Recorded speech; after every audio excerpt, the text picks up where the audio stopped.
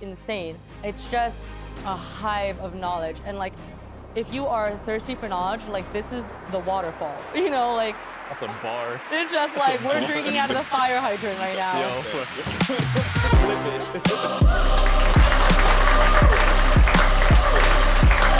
I want to welcome you all to our first Myo Mixer. This is an evolution of something we've done in the past called Dare to Dream. Who here has been to one of our Dare to Dreams before? Amazing. So before we kick off, I want to send a huge thank you to Lily. She's holding the camera right there. Woo. Yeah, before we get into it, like Lily had a vision for this Myo Mixer. She's a testament. Lily, how long you been practicing with us now? Yeah. 90 days, right? So a huge testament to leadership without a title. Lily, thank you so much for putting this together, and everybody else involved in putting it together. My name's Dr. Kevin Marryshow. I'm a chiropractor. I've been practicing for about 10 years now. For Myodetox, I'm brand director, brand marketing. So all of the storytelling, all of the content that we put out to connect with folks like yourselves that look at Myodetox as somewhere you might want to join and be a part of what we're building. I'm gonna intro everybody here on the panel. So we have Aimee, we have Kurt, we have Vinh. I'm gonna let y'all give your own intros, go a little bit deeper. So we'd love to hear more about how long you've been practicing, your profession, how long you've been with Myo. Yeah, hi all, I'm Aimee Anagnostos. I'm a physical therapist here at Myo. I've been practicing this is gonna be my 5th year in practice, and been doing pelvic for a little bit over 2 years. So I specialize in pelvic health therapy. But yeah, and I've been at Myo for 1 year. So someone who's onboarding, someone who's looking for transition, that's kind of what I can really speak about. I'm Kurt Hoverson. I'm a chiropractor and the regional director for Los Angeles. I've been practicing as a chiropractor for, next month will be 8 years. And I've been with Myo for, November will be 6 years. I helped open up the LA region. Was very fortunate enough to be able to get that opportunity. Started off as a full-time clinician. My only job was to take care of clients and deliver outcomes, and was able to work my way up to now oversee the region. And I get to work with amazing people like Aimee and Lily and all the rest of the crew that's actually here to help continue to grow and deliver like high-level outcomes for our clients, and have a shit ton of fun doing it. So. Where do I start? You guys speak so well.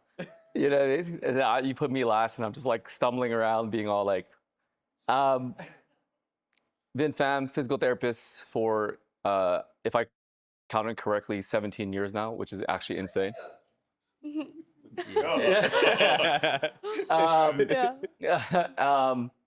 And yeah, I've been with Myo for 10 years. Started it above a barbershop because I had a dream. And I was like, let's do this. And not in a million years, I always say this, I would ever think that it would become this big, this great, and have the ability to accumulate so many great people to push this mission forward. And every day I wake up, I'm very grateful, and I'm super humbled to be around such great individuals. And yeah, I'm excited for what we can do for the world, because I really feel like I started the ball, but the people who join us will actually end up finishing the job, so. Because I'm definitely not going to finish the job. I'm tired now. I'm like, my back hurts. I'm like, oh.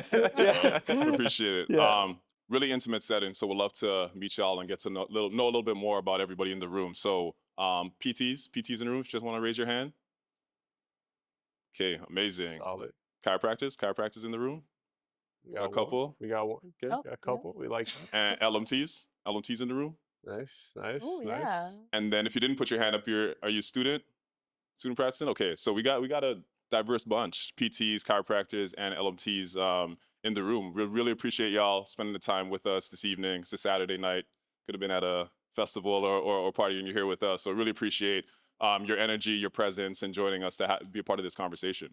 So I'm gonna kick it off with Vinh, if you don't mind kicking us off. Sure. We'd love to hear about, 10 years ago, there was this problem in the world that you saw that existed. And why did you start this? What was the solution you saw in like 10 years? Well, next year will be 10 years of Myodetox. Like, has the vision evolved at all, or is it the same? Yeah, I think originally selfishly, I was trying to solve problems that I was undergoing as a physical therapist. I think I was like year 5 being a physical therapist, and I hated my profession. I was working in hospitals. No one really cared. No one mentored me. horrible environment. Then I moved into private practice, seeing 40 patients a day. My boss only cared about billing and selling TheraBands for $7. It was just like it's a really, really messy. Yeah, it was really messy working in all these different environments. And I was like, hey, like maybe I should leave PT. Like this is not really what I signed up for. I signed up to help people, and also like why are all these places like have like these white walls with like anatomy charts on the wall and like this little like Time magazines from 1979 and like all this random, like those random kid toys, but they're like, it's like, what are we doing here, And I thought I was a swaggy guy. So I was like, oh, why can't we have like cool spaces, And then also everyone was wearing khakis and polos. And I'm like, I don't want to wear khakis and polos. Not saying it's a problem if you do, by the way, but I just didn't want to do it. So yeah, no worries, bro. You look, yeah. You look good. Like I didn't look good in polos. Actually, that's a lie. No, but you know what I mean. So that's kind of where I was like, hey, listen, I have this vision of creating a space where I actually want to work at, and then I'm actually going to put all my effort in giving the client the best experience ever. And in that process, I opened above a barbershop. And I literally just led with like straight up like grit and passion and showing people like, yo, I really care about you. If you get on my table and you're my patient, I will go to war for you. And then how it evolved now, 10 years from now. Now it's like I look at it more from a global issue. It's like no one really understands this idea of like movement health, but everyone understands this idea of like dental health. So you go anywhere, any place, everyone in this room, anyone at any restaurant. When it comes to your teeth, you can go top to bottom. Hey, you have something stuck in your tooth, toothbrush, toothpaste, floss. You move up, you're like, hey, your teeth are kind of dirty, dental hygienist. Hey, you got a cavity dentist. You need braces, orthodontics. You need surgery. You broke a tooth, dental surgeon. So top to bottom, any problem in the dental industry, everyone generally has an idea on where to go. In our industry, this movement health idea, it's like if you have back pain, knee pain, any issue at all, and that's a pain thing, or if it's like a chronic movement disorder, what do? You know what I mean? Do you heat? Do you ice? Do you stretch? Do you not stretch? Do you strengthen? Do you do chiro, physio, massage, osteopath, acupuncture? Strengthen, don't strengthen. Like it's just the whole experience as a whole is very confusing, and this is around the world, and it's even confusing within our industry because people don't even necessarily understand each other. So now everyone's fighting on like who's right and who's not right. And then the consumer's left basically like honestly like fucked, right? And then you have like, so from there it's like, what bothers me the most is doing this for 17 years is like, meeting people later on, let's say they're like 30 years old and then, I'm treating them and then, I'm working on their knee or something like that. And they're like, hey, when I was a kid, man, if anyone taught me this, what you're teaching me right now, I wouldn't have injured my knee and I would have went to play professional soccer. But I got crushed because no one taught me how to stretch and they just told me to run and then here I am now. And then countless stories like that, seeing patients that have, just had a stroke, their whole life is turned upside down. They barely have help from their family and they're given 3 sheets of paper that are stapled and it's like, do these exercises. It's like, what are we doing here? And that all that stuff just really irritates me. I when I talk about it, right? I can cry, I can yell, I can really, I go through it. So that's kind of what I'm trying to solve personally, and we have other missions also within Myo, but that's one thing that really personally irritates me. And that's kind of where I'm at now. Yeah, I appreciate you sharing. Kurt, Aimee, we'll kick it off with you actually. So over those last 10 years, when did you first hear about Myo? How many years ago now? Probably about 8-9 years ago. 8-9 years. So yeah. So hearing that vision 8 years ago, what were you enamored by? What motivated you? Why is this a culture you want to be a part of? So when I first found out about Myo, I was in chiropractic school. So it was my last year of chiro school. And, what I was learning in school, I related a lot to it. I understood a lot of learning about the spine and how things, integrate across the entire system. But we were taught very specific skill sets to correct that. And I just felt like I was I feel like I can do more. I just felt like I was I get it. I have this really amazing hammer, but I'm not everything's a nail. Sometimes like there needs to be like, it needs to be screwed in. Sometimes I need like a buzz saw. Like I just need more tools. And my scope as a chiro in the state of California is wide. Like we're treated as like entry-level physicians. So for me to minimize my ability to do that, just felt like I was missing something. And then that's when I found, started, following Vinh on Instagram, and I was like, all right, one, I fuck with this dude's energy, so I'm like, this is sick. I like this guy. And then two, I was just like, okay, I like the approach is it's widespread. It's not just this one tool. It's myofascial work, it's body work, it's joint mobilizations, it's adjustments, it's exercise, it's diagnosing movement at a greater scale. And I think that's what I was really drawn towards, was this ability to take a lot of different tools and use them to just deliver better outcomes for our client. And that's what I really like resonated with the most, is I just felt like what we were being taught was enough to pass boards, and that was kind of it. And looking at watching Vinh and watching what Maya was starting to build, I was like, oh, there's more we can do for our clients. And that was just what I was motivated. Why else am I in this profession if I'm not trying to help get my client better? And that was just really what just like drew me towards the company, and started following, and just was like, all right, well, it's just a Canadian company. There's no reason for me, it's cool. It's a pipe dream, and I was like, but I was inspired to be able to try to create that on my own. And actually, following Vinh, and I was like, well, but Vin's a physio, like it's just different. And then I saw you, and I was like, oh, cool. It's a chiro. Like, wait a minute. Like, there's this world where they can all kind of blend and coexist, which is not what there's a lot of internal fighting. Yes. So it's just not what we're taught at all, right? So yeah, I was just drawn to the passion to do more and integrate more and collaborate and deliver better outcomes. And I was like, oh, Miles doing this. And then they decided to open up in LA, and I was like, all right, throw my name in the hat, go from there. Yeah. Appreciate you sharing. Aimee, so how many years ago? Yeah, When you first I can't remember. It was when I first downloaded Instagram. I was still in PT school. I think this was like pre-ad days. So I don't know, maybe who I was following Vinh. And for me, it was the consistency. So I was in PT school, saw these videos. It was like the first of its kind, truly, like the pioneer for what the future of movement health could look like. So I saw nothing like it. I saw nothing like this myofascial work, this integration. And I was like, sick. It just kind of like would be a part of my PT education. That's the lens I would always want to look at it. But I lived in New Jersey. I did all my schooling in the Northeast, like born and raised East Coast. And I'm like, oh, cool. They're like a Canadian company. Same thing. And then, but there's still this like layer that I'm still like watching and scrolling and admiring. And then I was like, let me DM. I slid into Vin's DMs. I'm like, if you open up in the East, I'm going to be there. This was years ago. And, there was more ads. Clearly, social media knows what I like. And then they're showcasing like hires. We're looking, we're growing. And I'm like, all right, let me find out. Let me put my name in the hat. And I interviewed, and I flew out to LA. And for me, it was the consistency. Like, even though the mission's evolving as it should, based off like the needs of the world, the consistency was always movement health. And me showing up here 1 year later, that's still the consistency. Like, I can really say that from PT school to now, like the mission, the vision, it's evolving and changing, and I'm still aligning with it. So the reason why you're all here, I hope that you see the mission, the vision, and if you see yourselves like aligning with it, like, it's true, y'all. I'm literally sitting with people I followed on Instagram for years. Like, this is crazy. So it's real. That's all I gotta say. I don't know if I answered your question. No, you definitely did. We're gonna keep this energy rolling. I'm gonna ask you another question. So we're gonna get into the weeds now. Just talk about like caseload growth, caseload success. On this panel, you're the youngest in age and in building your caseload.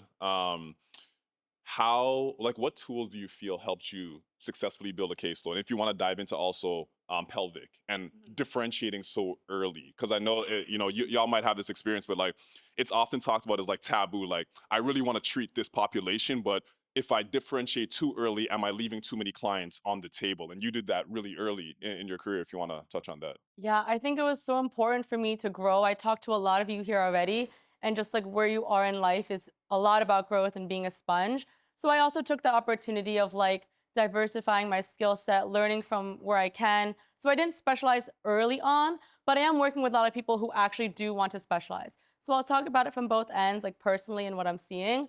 I did spend some time in like home health, general orthopedics, and pelvic. And I think that just gave me a taste of like what's out there and where I can grow my skills.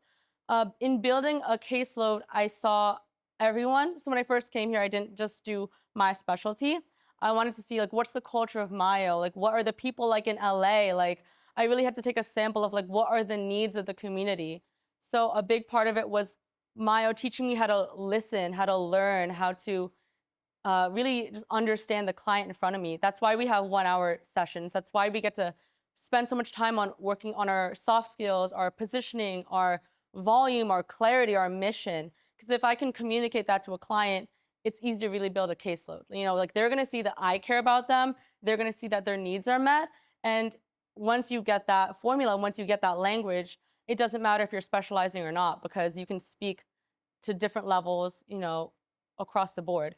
So a lot of this was like language learning, and this can apply to any profession. I know we were just talking about massage therapy and how it's not just like treating the local issue. If I can speak to you and work maybe a little bit distally away from your local issue, and you trust me, like I can get you farther than if I just sat you down and worked locally.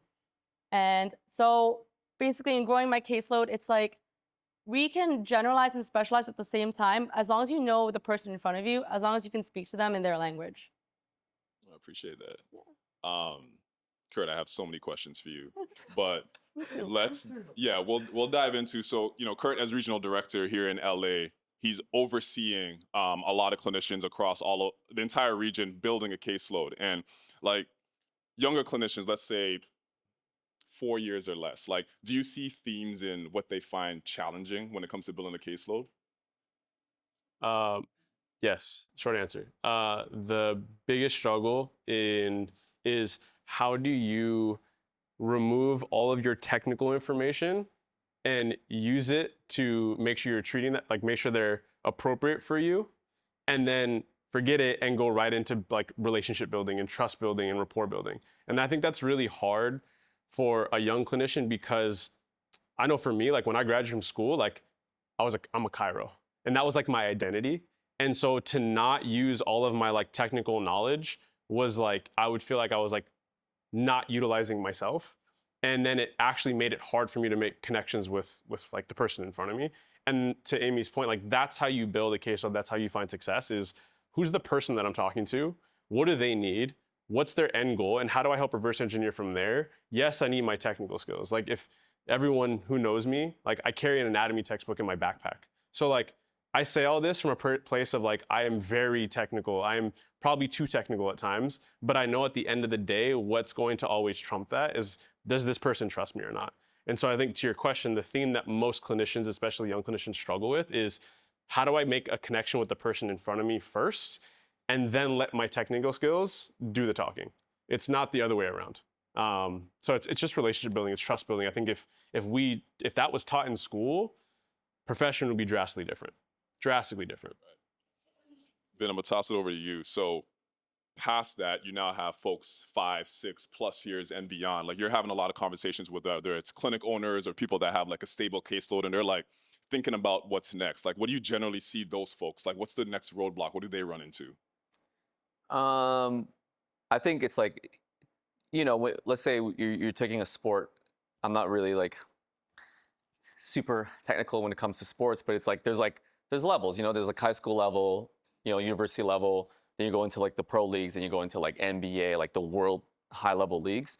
And I think that people actually don't understand how insanely 1% or actually 0.0001% is those guys at the top, you know. And they, especially, it's easier in, let's say, basketball, because you stand there and you're in the court, and like, let's say I try to shoot it, I'm like, oh yeah, that's not going in, you know. So you already kind of know like what visually you can see, like I'm just not that guy, right? And it's a lot more like objective, I guess. But in therapy, because it's a little bit more art, and there's just so much, and it's also done behind closed doors, where it's behind a curtain or in a room.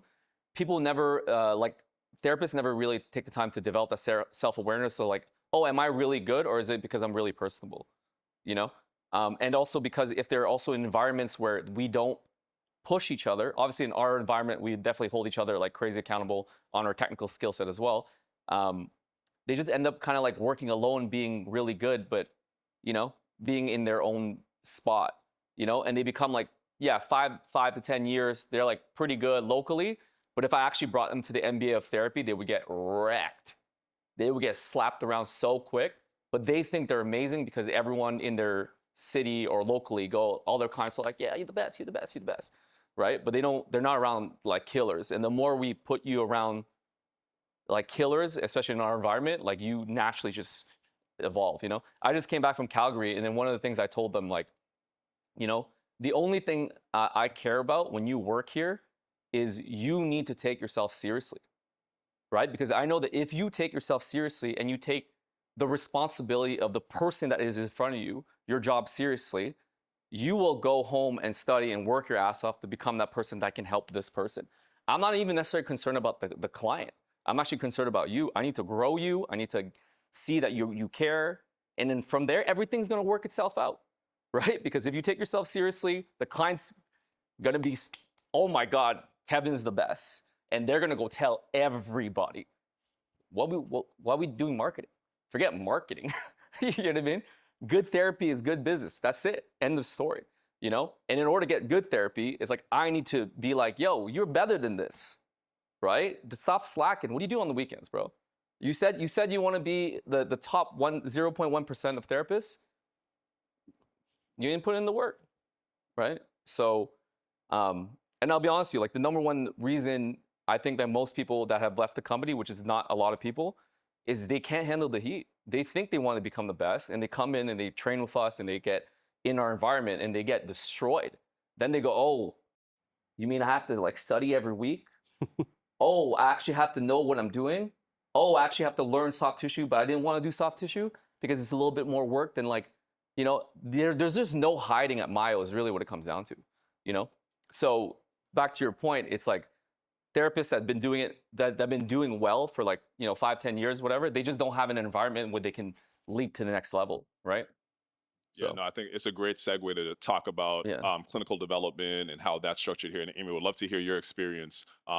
One of our principles at Myo is great humans are made here, and clinical development is one thing, but just development as humans, series like you're onto something. Yeah, talk us through your clinical development, personal development, how the team at Myo has supported you in that. Yeah, what that experience has been like. If I could like summarize the clinical development here, it like the quote that resonates me with is, if you want to go fast, go alone. If you want to go far, go together. So that's it in a nutshell. I felt like I was decent in New Jersey, getting pretty good. I humbled myself here because I was coming alone, practicing pelvic. But in reality, like I grew so much personally and professionally with one-on-one meetings, getting to know like I have to seek my mentorship. I am held accountable on the goals I set for myself. So the accountability aspect, the motivation, like the drive of everyone here, it's insane. Like I learn a lot from, like we dabble, like being around chiros, being around massage therapists, being around, you know, people who are into stretch therapy. It's just a hive of knowledge. And like, if you are thirsty for knowledge, like this is the waterfall, you know, like I can't summarize. That's a bar. It's just That's a like we're bar. drinking out of the fire hydrant right now. Timestamp. Yo, Just flip it. right, period. Yeah. And it's constant. Like, and the pelvic team is now growing, and so it's challenging me in new ways of like, okay, I learned it this way. How are you learning it? And teaching the client, because that's a big part of what we do here too. It's like, yes, I learned it this way. How am I going to teach it now? And it's challenging me in the best way. And I think if you're not being challenged, then you should try it because it's crazy. You know, you should try it because it's the most fulfilling thing. And you know, being surrounded by these folks, you constantly want to level up. So it's not even like I'm burning out, I'm running low on energy. Like battery fully charged, let's go. Waterfall. I'm of inspired. knowledge. For real. No. No, I appreciate it. I appreciate it. So yeah, on that wave, I mean, Jackson, you're one of the folks at Myo like that is in a leadership position. You had to go from, you know, a stable caseload. The team saw like Jackson needs to lead others. And Kurt, I want to toss this over to you. Like you also had that transition of I had my caseload and now I'm moving into a leadership position. Like what have you found was the most challenging part of transitioning from managing your own caseload to then leading? How many folks are in this region? No. damn, A I don't even lot, know. a lot. 40, 30, Go- something like that? 40 people. Sure. Yeah. Let's say 40. Yeah. What was the biggest challenge in that transition? Uh, man, how much time we got? So I think number one, the hardest thing was like having to say like no to some of my clients. Like that was like personally like really difficult. Because there's people that I've been working with for years that I'm like, you gotta be co-manager with somebody else because like I need to see you weekly, but I legitimately can't see you weekly anymore. I just don't have that time. So I think that was just the most difficult like personal problem from it. Because I was just like really saying no to your people that you like start to really care about and like build a relationship with is like really hard. The other more difficult thing I would say that's unrelated, like personal side, is just more of just like I now feel this insane accountability and responsibility for every single person that wears a Mile shirt. Like I feel like if they're not doing well or if they're struggling or they need some additional support, I'm like, I'm not doing my job well enough, or like shit, what can I do? How do I parachute in?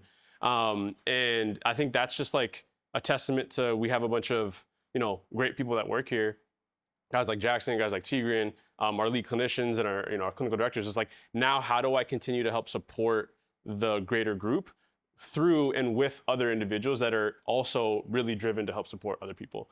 So I think that was just like really, really difficult, was having to say no to some of my clients and then also going like, damn, like if I see someone that is not performing to what I think their potential is, I'm like, how do I go correct this today? But know that like this isn't a today thing. This is like a month-long process, multi-month process. And so it's the other piece is just like being patient, because I'm not the most patient people. I put off this patient demeanor, but internally I'm like, fuck, like we gotta we gotta go, So yeah, I think that's just feeling this insane well of responsibility and accountability for everyone that is on the team is, I think, just it is overwhelming at times, but also when it works, I'm like, fuck, that was awesome. Like that's so cool to watch people grow and develop and like now have this newfound skill set that I'm like, yeah, that was sick. I love that. Well, sir, on behalf of LA and Mayo, we appreciate you. You do incredible work. Thank you. Appreciate it, guys. Thank you. Lily, how much time do we have? Because this is the direction I go is gonna be dependent. One more question on this end? Yeah. Okay, all right, so one more question to round it out, Q&A, and then we'll do a quick lightning round that I thought about on the drive over here. Cool. Vin, wrap us up. For not Mayo, the future of therapy and what everybody in this room is gonna contribute to the world, like take us into the future. Where are we going in the next 10 years? Yeah, I think it's just, the same way, I'm a new dad. My baby's somewhere here walking around. Kalia, shout out to Kalia. And, like I'm obviously going to teach her how to stretch, teach her how to move. But I see a world where literally like from day one, like the same way, everyone here got taught how to brush their teeth as kids. Like so everyone's going to know how to teach people basics of movement. I see a world where, I believe the only possession you truly own is your body. Everything else can be taken away from you and actually doesn't really matter, because the health is wealth. The minute you lose your health, everything just goes downhill from there. And in order, if that is the truth, then how do people not know how to take care of their body? So I see a world where we are the premier voice / leading the charge on teaching the whole world on how their body operates, at every single level, whether it's a basic level all the way to like more complex issues, And yeah, I just kind of see like the Myo clinics being everywhere. And then hopefully even with us, it's like the same way, I think also all the time about what Elon says about Tesla. He's like, hey, I don't really necessarily care if Tesla makes it or not. I just want everyone to get into electric cars because I feel like that's just better for the world. It's the same thing for me. It's like I don't necessarily care if like Myo ends up becoming like the #1 clinic or whatever. I just want to raise the standard for everybody. So actually the consumer knows that like, no, like it's not cool to come in and be thrown around, from table to gym or whatever, because for like a $15 copay or, like this is bad therapy. Like the people don't know what bad therapy is and what good therapy is. And I think that if we clarify that on top of that, like everyone's going to either step up and then all the bad people are going to get washed out, so. Appreciate that's the future. Yeah, so. All right, I'm gonna turn it over to y'all. Any questions anybody out there has? Because I have plenty more if y'all don't have any. Any questions? Any questions for anybody on the panel? Don't be shy. Don't be shy. No, no questions at all. Y'all gonna save them for later? All right. As you being the owner, what was your biggest struggle of really looking out for knowledge? Biggest struggle? Oh my God. I think just being so invested in a project that like it destroys your personal life, to be quite honest with you. You know, it's like I care so much about it that over the years I feel like my health at some point was not good. My relationships were not good. But I just believed in the mission so much. So I think that's the hardest part. And then only I would say in the last 2 years that I've been able to be like a more balanced person, you know. But in order to get that initial momentum, I had to basically like me, Scott, and everyone who's like, you know, Kevin, all the original team, we literally have to like just like shorten our lifespan by like 5 years. You know what I mean? Just say F it, like let's go. And I would say that's the hardest part. But obviously now it's Kurt's turn now. I've already lost 5 years, bro. Yeah. So whatever. So I'm Get 'em all good. back. I'm It's chilling whatever, now. All bro. back. Got gray hairs and white hairs already. It's whatever. Yeah. It's fine. It's worth it. Yeah. Anybody else? Any other questions out there? Yeah. For Vin, mainly, so your first spot was probably kind of like humble spot, right? What were the factors that led you to say, hey, I'm ready to hire, or I'm ready to get spot 2, 3, or 4 going? Yeah, I definitely like. To me, it was just like the first spot was literally because my barber was like, "Yo, I got a spot upstairs for my barber shop. Do you want it? It's only like 2 G's Canadian, which is like 50 cent US, you know." So I was like, "Yes, let's do it." And then from there, I kind of just kept building.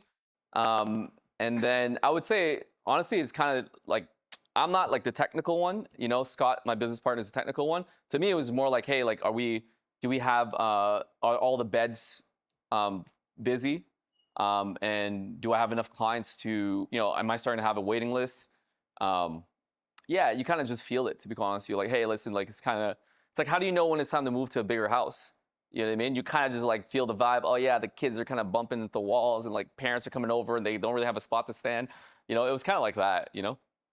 But if you want to get technical about it, then it becomes more about like, yeah, well, you hit certain metrics, numbers wise, and it's like, okay, it's time to build the next one because you can afford it, and based on the numbers and forecasting, whatever. And that's it's a him question or a Scott question. Yeah. Anybody else? Any other questions out there? Hi. So this goes for anyone on the panel, or I guess everyone can kind of answer, but as a new clinician, I'm starting at Myo soon, like a week and a half. So I'm really excited. But kind of going off what Vin said about losing yourself in your patients and like how strongly you believe in what you're doing. Even like in my rotations in school, I found myself like staying up late at night, like trying to get ahead and prepare for my next patients I'm going to see. How do you find the balance between like work life, social life, family life, now that you're a new dad, or anyone else just with family? Because I feel like that's probably gonna be my biggest struggle. And if you found that, what did you do? And like how far into your career did you find that? Oh, you got this. I felt you got this one. Okay, Go you for got it. Yeah. I think it helps when you do share your passion with the people. I think so. I'm married and I had to bring my husband to LA with me. And at first, I don't think I communicated that well. And that did not fly well. So once I communicated, like, oh, this is actually super meaningful to me, and this is XYZ the reasons, he saw how much it meant. And then I think the love and support that you get from the people that you love, it's reciprocated, right? Like you built that relationship already, that they support you. And then in growing and coming to Mayo, it also helps that I'm surrounded with people that I really like. So even in my spare time, like when I'm working in the clinic, I like the people I work with. So then it doesn't feel as much like it's divided, you know, that the place where you work is also the place that you enjoy and the people that you socialize with. So from a personal perspective, it was about communicating what it means to me to do the work I'm doing, to do courses outside of my state, to spend time studying, to meet out of hours, like my husband's so kind. He knows I'm doing this panel, and he's like, "What do you want for dinner when you get back?" And it's like, because he knows it's important to me. Shout out to Greg. Greg, if you're watching, we love you. So, but I think like sharing that is just super important. And shout out to my family at home who knew that this was, also valuable. I know Zeke also moved. Shout out to that. The people, Lily, who moved from, an hour away. Plus, yeah, just we build a community here that's on the same mission. Kev, I feel like you should answer this. Yeah, bro. Yeah, you busy. I got? Yeah, echoing a lot of what Aimee said. I consider it like my personal life counsel, and that's like my wife. I have 2 young kids. My son's 5, my daughter's 2. Friends in my life, like I have a lot of very outspoken, like unbiased folks that give me their direct opinion and don't sugarcoat it for me. My wife probably be number 1. She like I can lean on her shoulder, but then she'll push me up and be like, okay, let's talk about it like for real. Yeah, she just doesn't concede to my feelings. She really tells me her perspective on what I might be going through. When it comes to like my own movement health, I try to like include my kids as much as possible. So I like run with my daughter in the stroller, like as much as I could take them along for the ride. Like I really resonate with what Vinh said. I just want it to be in my family DNA, like what I'm building. And I think the easiest part for me is like I live it so much that I don't really have these walls between like work and life. It kind of bleeds in. Like I'll be on my phone in the evening, my wife would be, what are you doing? Reading a PDF on some research. Like she just knows I'm gonna have my phone because like I just live and breathe it, and she understands that. But we have an understanding where like when she has her moments, I make sure that we create time.